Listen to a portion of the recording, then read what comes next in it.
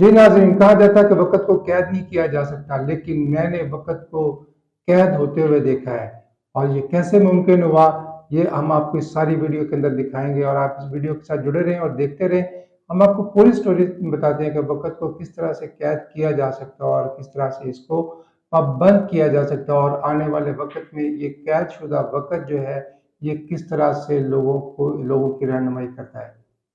अस्सलाम वालेकुम नाज़रीन, आप देख रहे हैं 49 न्यूज़ का डिजिटल प्लेटफॉर्म। मैं हूं बाबर अली बिशारत। नाज़रीन, आज मेरे साथ एक ऐसी शख्सियत मौजूद है जिन्होंने पाकिस्तान के अंदर जो है वो सहाफ़ती मैदान के अंदर कदम रखा, और देखते ही देखते कामयाबियों ने उनके कदम चूमे, और वो बिलाखिर आज एक मुसन्नफ़ के तौर पर, एक राइटर के तौर पर जो है दुनिया उनको जानती है। उनकी 7वीं किताब जो है वो पब्लिश हो चुकी है, मार्केट में आ चुकी है, और उनके कायरीन की और उनके चाहने वालों की एक बहुत बड़ी तादाद है जो उनको चाहती है और उनको पढ़ती है और उनके ख़यालात से मुस्तफ़ीद होती है। मैं आपका तारुफ़ करवाता चलूँ, मेरे साथ मौजूद है सैयद एजाज़ गिलानी, जो ज़िला कसूर की ज़रख़ेज़ धरती से तल्लुक़ रखते हैं, और इसके साथ-साथ आजकल वो कनाडा के अंदर मुक़ीम हैं, और उनकी जो सक़ाफ़ती और अदबी और सहाफ़ती जो ख़िदमात है, वो उनकी एक चैप्टर है, एक पूरी एक दास्तान है, और वो मेरे साथ आज मौजूद है। वेलकम शाह साहब, आप हमारे शो में तशरीफ़ लेके आए। जी शाह साहब, आप सबसे पहले तो ये बताइए कि आपने अपना जो सहाफ़ती कैरियर था, जो आपकी बुनियाद थी, बेसिक्स थी, वो आपने कब शुरू किया, और क्या उसमें से आपको मुश्किलात पेश आईं? किस तरह की कामयाबियों ने आपके कदम चूमे? ये सारी हमारे देखने वालों को बताएँ। शुक्रिया बाबर अली बिशारत साहब। और ये 49 न्यूज़ का जो प्लेटफॉर्म है, आप लोगों को प्रमोट करते हैं, ख़ास तौर पे ज़िला कसूर जो है उसमें जितनी भी समाजी, सकाफ़ती, सहाफ़ती और अदबी सरगर्मियाँ हैं, इसके लिए जो 49 की न्यूज़ की जो खिदमात हैं, उसमें कोई शक नहीं है और उनको सराहा जाना चाहिए। तो मैं भी इसी सिलसिले में आपको एप्रिशिएट करता हूँ। आपने मुझे दावत दी, और आपका ये सवाल कि मैंने कब अपना करियर शुरू किया सहाफ़त का, तो ये आप कह लें कि मैं मैट्रिक का तालिब इल्म था, बल्कि मैंने मैट्रिक किया था।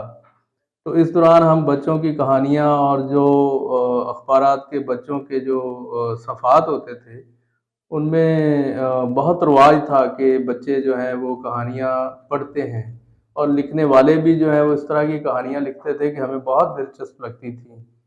अब मैं कह नहीं सकता कि किस तरह से ये ख़्याल आया कि बच्चों के मैगज़ीन पढ़ते हुए एक अपना मैगज़ीन शाया कर दिया जाए।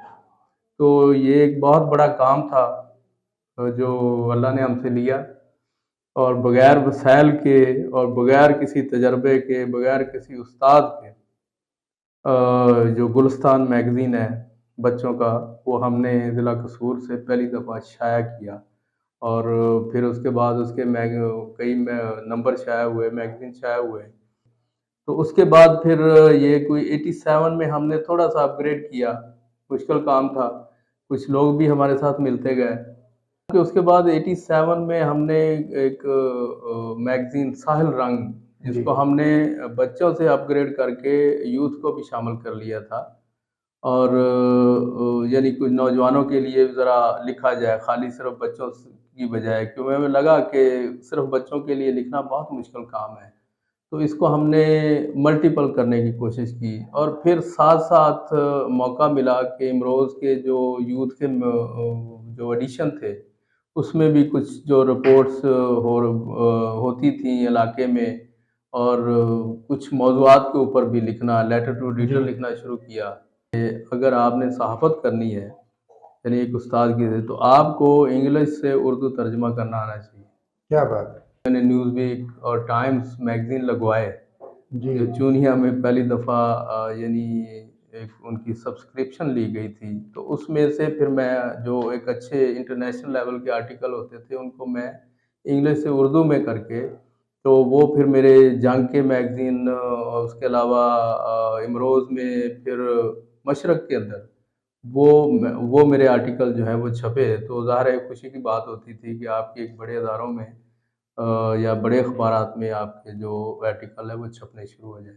تو یہ صحافتی کیریئر جو ہے یہ ادبی کیریئر کے اندر کیسے کنورٹ ہوا؟ کس طرح سے آپ کو یہ خیال آیا کہ مجھے جو ہے نا وہ لکھنا چاہیے؟ ساتھ ساتھ لکھتے تو آپ پہلے سے تھے، مگر یہ کہ آپ کو کس طرح سے یہ خیال آیا کہ مجھے کتابیں لکھنی چاہیے، ایک باقاعدہ مصنف کے طور پہ اپنے آپ کو آپ نے کس طرح سے انٹروڈیوس کروایا؟ یہ اس بارے میں بات۔ یہ آپ کہہ لیں کہ جو آپ کا لکھنے کا کام ہے اس کی کئی جہتیں ہو سکتی ہیں نا، جی ڈائریکشن ہو سکتی ہے، آپ شاعری کر سکتے ہیں، آپ نثر لکھ سکتے ہیں، آپ کالم لکھ سکتے ہیں۔ تو بیسیکلی میں نے جو آغاز کیا تھا وہ کالم لکھنے سے کیا تھا، جو اپنے میگزین میں بوندا باندی کے نام سے میں کالم جی جی شروع کیا تھا، تو وہ اس میں سوشل جو ایشوز ہوتے تھے ان کے اوپر ہلکے پھلکے انداز میں جی کوئی لطائف بھی اس میں شامل ہو جاتے تھے، کچھ آپ کا پوائنٹ آف ویو ہو جاتا تھا، کچھ یہ ہے کہ سختی سے آپ کچھ چیزوں کو پوائنٹ آؤٹ کرتے تھے کہ بالکل لوگوں کے صحیح۔ رویے کیا ہیں، ہماری جو کمزوریاں کیا ہیں۔ تو اس کے اوپر پھر میں نے اس وقت جو سمجھ بوجھ تھی یا جو حالات تھے لکھنا شروع کیا، تو وہ الحمدللہ ایک ریگولر سلسلہ چلتا رہا۔ اور اچھا، کالم کو بعض لوگ کہتے تھے کہ ہم ادب کا حصہ ہی نہیں مانتے، بالکل صحیح۔ لیکن پھر کالم کی وہ کتابیں بھی چھپیں، سب کچھ ہوا اور وہ بہت زیادہ بکیں، ان میں بہت سارے لوگوں کے نام ہیں، اب وہ مناسب نہیں ہے لینا۔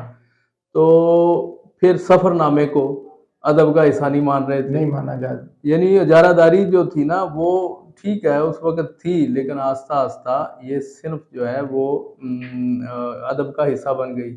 جی تو میرے جو سفر نامے ہیں، میرے جو کالم ہیں یا میرے جو آرٹیکل ہیں، آپ ان کو کہہ لیں کہ وہ ادب کا حصہ تو گریجولی بن گئے۔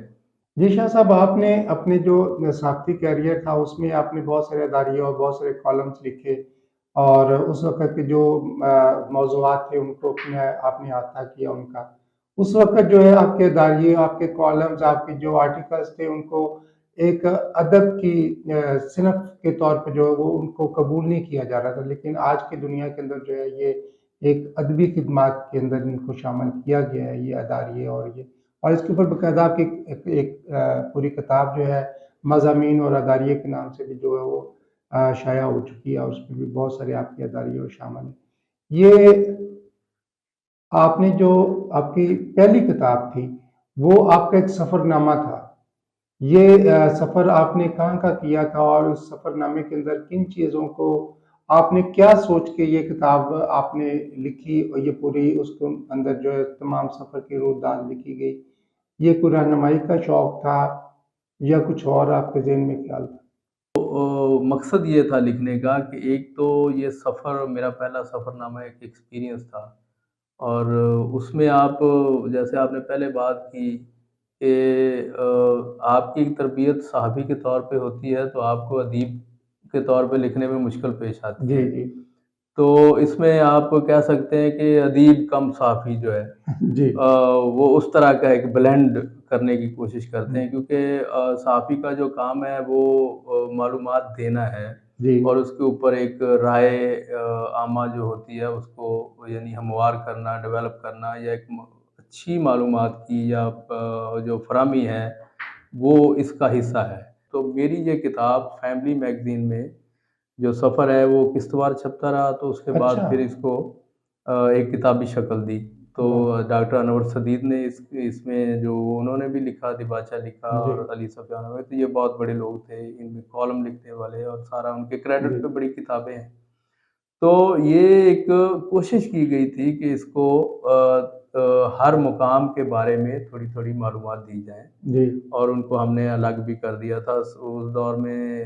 یعنی یہ جنگ جو امریکہ کے حملے کے بعد کا دور تھا، جی تو لٹا پٹا ایک قسم کا عراق تھا، اسی طرح ایران عراق جنگ میں جو چیزیں ہوئی ہیں، کافی تو تباہ کاریاں ہوئی تھیں اس جی وقت۔ جی ان کا تذکرہ کیا، پھر ان لوگوں کے جو حالات تھے، پھر وہاں جو مزارات ہیں ان دنوں بھی لوگوں کی مالی حالت خاصی ایسی تھی کہ وہ مزارات سے کھانا کھا رہے تھے، جی اور کبھی کبھار اچھے خاصے یعنی گھروں کے بچے جو ہے وہ آپ کے پاس مانگنے آ جاتے تھے کہ یہ لوگ باہر سے آئے ہوئے ہیں۔ تو بہت سارے ایسے حالات ہیں کہ وہ قومیں بہت اچھا پرفارم کر رہی تھیں، لیکن پھر وہ جن حالات کا شکار ہوئیں تو اس کو دیکھ کے افسوس بھی ہوتا تھا۔ صاحب زر سفر نامے یا دیگر مضامین، اداریے، کالمز، آرٹیکلز، کہانیاں، یہ ساری چیزیں بہت سارے دیگر جو ہے وہ رائٹرز بھی لکھ رہے ہیں، مگر ہم خصوصی طور پہ گیلانی صاحب سے یہ پوچھنا چاہتے ہیں کہ آپ نے اپنی جتنی بھی تصانیف، جتنی بھی آپ کی کتب ابھی تک مارکیٹ کے اندر آ چکی ہیں، ان تمام تحریروں کے پیچھے جو ہے وہ کون سی سوچ، کون سی فکر تھی؟ وہ آپ نے وقت کو، اس لمحے کو کس طرح سے قید کر کے الفاظ کے اندر پرو کے آنے والی نسلوں کے لیے آپ نے سنبھال کے رکھ دیا؟ جب کبھی بھی اس قید شدہ وقت، اس قید شدہ لمحے کو جو پڑھنے والا ہے اس کو پڑھے گا تو وہ اس کے سامنے ویسے ہی وہ ساری چیزیں ایکسپلور ہو جائیں گی؟ کیا ایسی سوچ آپ کے ذہن میں تھی؟ وہ اس کے بارے میں ہے۔ یہ آپ نے بڑا اچھا سوال کیا ہے۔ میں خود اس بات سے متاثر ہوا تھا۔ میں نے کرونا کے اندر مجھے موقع ملا تو میں نے 4 کتابیں، اچھا، یعنی وہ اپنا جو پہلے والا کام تھا جو ہم نے پچھلے کوئی 30 سال پہ کیا تھا، جس میں ہمارے میگزین کے اندر جو میرے کالم چھپے تھے اور جو آرٹیکل چھپے تھے، پھر جو میں نے انگلش سے اردو ترجمہ کیا تھا، میں نے نیلسن منڈیلا کی جو کتاب ہے جی، لانگ واک ٹو فریڈم، اس کا میں نے کوئی ابتدائی 4-5 باب جو کیے تھے وہ انگلش سے اردو کیا ٹرانسلیٹ تھا، کیا۔ ٹرانسلیٹ کر کے وہ اپنے میگزین میں چھاپے تھے۔ تو وہ مجھے خود بہت پسند تھا کہ وہ اتنا روانی سے وہ ترجمہ اچھا ہوا تھا، تو میں نے کہا اس کو چھپنا چاہیے، کیونکہ چلیں جو لوگ کتاب نہیں پڑھ سکے ان کی، لیکن وہ بڑا انسپائرنگ ہے کہ ان کی جیل کی جو لائف ہے، ساری چیزیں ہیں، اس کو ہمارے جو قائرین ہیں وہ ان کو جب بھی یہ کتاب پڑھیں تو ان کو موقع ملے کہ یہ ایک بڑے لیڈر کی جو ہے وہ چیزیں۔ اس کے علاوہ بہت ساری ایسی سٹوریز جو خاص تھیں جو میں نے انگلش سے اردو میں کی تھی، تو وہ میں نے اپنے جو منتخب مضامین ہیں، اس کے علاوہ ایک ایسا مضمون بھی اس میں شامل تھا جس پہ مجھے ورلڈ پرائز ملا تھا، ڈیچے ویلے جو جرمنی کا ریڈیو ہے، جی، اس میں یعنی میں نے ایک اردو میں آرٹیکل لکھا تھا، what are the expectation from unified Germany, جی، متحدہ جرمنی سے آپ کو کیا کیا توقعات کیا وابستہ ہیں؟ توقع؟ اچھا شاہ صاحب، آپ نے جو ہے دیگر کتابیں بھی لکھی، اس کے اندر دنیا کی امید پاکستان شامل ہے، اور اس کے ساتھ جو ہے وہ دور کے ڈھول سہانے، خاص طور پہ جو وہ لوگ پاکستان سے باہر جا کے وہ اپنے ایک توقعات وابستہ کر لیتے ہیں، ان کو آپ نے گائیڈ کیا ہے، اور اس کے ساتھ ساتھ ایک آپ کا اور بڑا شاہکار، خوبصورت ایک آپ کا جو شاہکار ہے وہ ہے حج بیتی۔ جی جی وہ آپ نے حجاز مقدس کا آپ نے سفر کیا، آپ نے حج کیا، اور اس کے دوران آپ نے کیا کیا کچھ دیکھا، کیا محسوس کیا؟ اچھا، یہ لوگوں کے نزدیک جب حج کا لفظ آتا ہے تو لوگ سمجھتے ہیں کہ یہ شاید مذہبی قسم کی ایک کتاب ہے، کوئی اس کے اندر وہاں پہ ویسے کوئی گائیڈ لائن ہے، تو یہ آپ کی جو حج بیتی ہے یہ کوئی مذہبی کتاب ہے یا کوئی معلوماتی کتاب ہے؟ کیا ہے اس کے اندر؟ تو مجھے الحمدللہ یہ موقع ملا کرونا کے بعد جو پہلا باقاعدہ حج ہوا تھا، جو لیمیٹڈ ایڈیشن تھا یعنی حج کا، کہ جس میں 1 ملین لوگوں کو الاؤ کیا گیا تھا، شاید وہ پورے بھی نہیں ہوئے تھے، تو ریسٹرکشنز کے بعد یہ حج تھا۔ تو یہ ہماری آپ خوش بختی سمجھیں کہ میں اور میری اہلیہ وہاں گئے، تو یہ بہت شاندار ایکسپیرینس تھا کہ جس طرح ہم اس حج سے پہلے اور اس حج کے بعد سنتے آئے ہیں، تو یہ ایک نیا ایکسپیرینس تھا۔ پھر سعودی عرب کے اندر جو حالات تھے، کرونا کے بعد جو معاملات ہوئے، کس طرح سے خیموں کی قیمتیں بڑھائی گئیں اور حج کا اوورآل جو خرچہ تھا وہ بہت اوپر چلا گیا۔ اس کے علاوہ بہت سارے اس کتاب میں ایسے نکات اٹھائے ہیں، میں نے ایسے سوالات اٹھائے ہیں جو عام طور پہ سفر ناموں میں نہیں اٹھائے جاتے۔ جو بھی حج کے سفر کی بات کرتا ہے وہ اپنی واردات، قلبی واردات، یا اس کو لپیٹ کے ایک عقیدت اور جو ہماری جو اس کے کہہ لیں کہ مذہبی ایک رنگ ہوتا ہے اس کو دیا جاتا ہے۔ تو یہ اس سے پھر میں بات کروں گا کہ وہ ایک صحابی کی جو حج بیتی ہے نا، آپ اس کو کہہ سکتے ہیں کہ میں نے اس میں کچھ پوائنٹ، ہمارا صفائی نصف ایمان ہے، لیکن ہم جو حج کے موقع پہ مزدلفہ میں جتنا گند ڈالتے ہیں وہ یعنی ہماری وہ شایان شان نہیں ہے، حالانکہ وہ اس کو صفائی کرتے ہیں ٹنوں کے حساب سے، اور اگر ہم تھوڑی سی احتیاط کریں تو وہ اس لیول کا وہاں پہ کچرا جو ہے وہ اکٹھا نہیں ہونا چاہیے۔ کس طرح کے یہ جو آپ نے سوالات اس میں اٹھائے، اس کتاب کے ذریعے، اس تحریر کے ذریعے آپ نے لوگوں کے سامنے رکھے ہیں،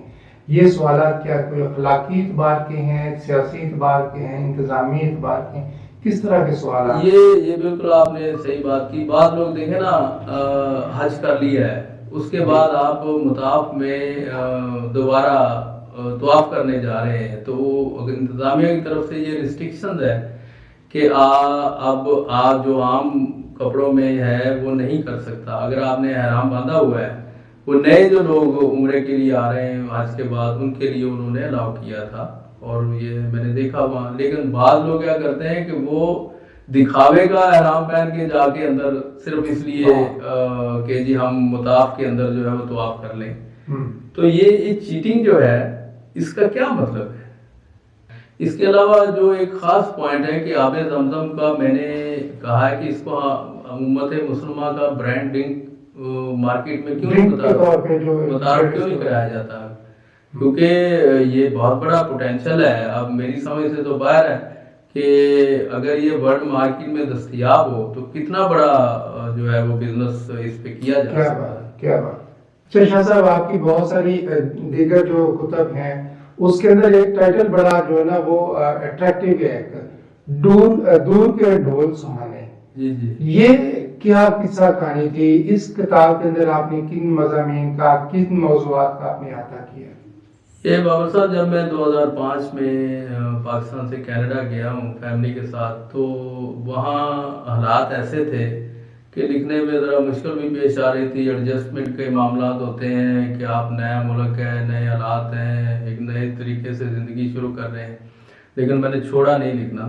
وہاں کمیونٹی کے ساتھ انٹریکشن ہوئی، پھر وہاں سے کچھ سٹوریاں، وہاں کے حالات، تو یہ ابتدائی طور پہ میں نے دور کے ڈھول سہانے جو ہے اس کو لکھا کہ لوگوں کو کیا مشکلات پیش آتی ہیں، کیا ان کے مسائل ہیں، اور وہ کس طریقے سے یہاں زندگی کے جو معاملات ہیں اس سے نبرد اتماع ہیں۔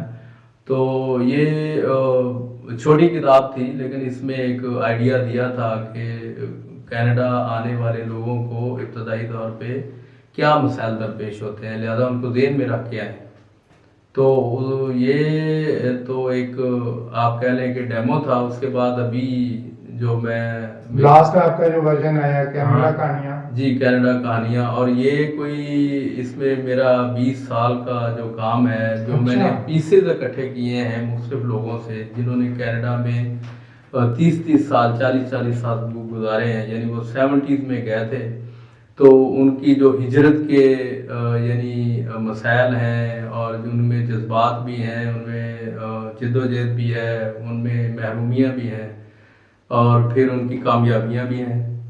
تو اینڈ آف دا ڈے جب ان سے آپ پوچھتے ہیں کہ آپ نے کیا پایا، تو پھر وہ آپ کو پتہ چلتا ہے کہ آپ نے جب اپنی مٹی سے یا اپنے کلچر سے، اپنے خاندان سے آپ دور گئے ہیں، تو آپ کی جو شناخت ہے اس کے کیا مسائل ہیں، آپ کی نسل جو ہے آگے والی وہ اب کس مقام پہ کھڑی ہے۔ جی ناظرین، آپ یہ پروگرام 49 نیوز ڈیجیٹل کے اور اردو کینیڈا کے یوٹیوب چینل اور فیس بک پیج پر دیکھ سکتے ہیں، اور اس کے ساتھ ساتھ شاہ صاحب جنہوں نے دور جدید کے اندر جو ہے اپنی جو کتب لکھی ہیں، اور اس کے اندر انہوں نے ماضی کے جو تجربات تھے، جو اخلاقی، معاشرتی، سیاسی اور معاشی جو تجربات تھے، وہ بھی انہوں نے سامنے رکھے، ان کے احاطہ کیا ہے، اور آپ لوگوں کی رہنمائی کے لیے یہ ساری کتب موجود ہیں، ان کو ضرور پڑھیں، اور ان کے بارے میں اپنی رائے کا اظہار بھی ہمارے ان پروگرام کے اندر ضرور کریں، تاکہ یہ ان پروگرام کو مزید بہتر بنایا جا سکے۔ شاہ صاحب کا شکریہ ادا کرتے ہوئے آپ سب سے اجازت طلب کرتا ہوں۔ اللہ حافظ۔